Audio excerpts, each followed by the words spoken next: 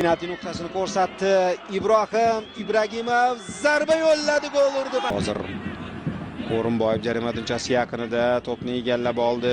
Aldamchi harakatlar, yuqoridan to'p boshirildi. Sardor Sobirxo'jayev kirib bordi, pas berdi, unga to'p qaytarildi. 2-0 ketdi. Azdarlar oldinga qarab bormoqda. Bahromov zo'r pas berdi, lekin juda zo'r pas berdi. Cholovich gol urdi. Hisob qisqardi.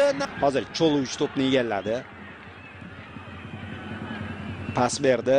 Zafar Murod ko'tardi. Bahromov yana zarba, gol! Yuqoridan to'p boshirildi. Zarba yo'llandi. Gol!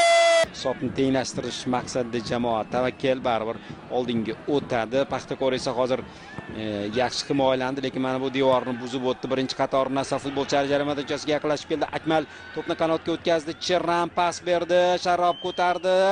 Gol!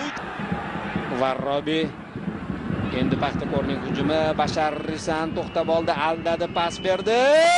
Gol! Lekin hozir yuqoridan to'p boshirildi va 5-3 pas berdi, aniq o'ynadi. Chempionatda Paxtakor shunday qaytib bu qilib olsa, bu yog'i nima bo'ladi, bilasizmi? Sergeyev hat-trik qayd etyapti.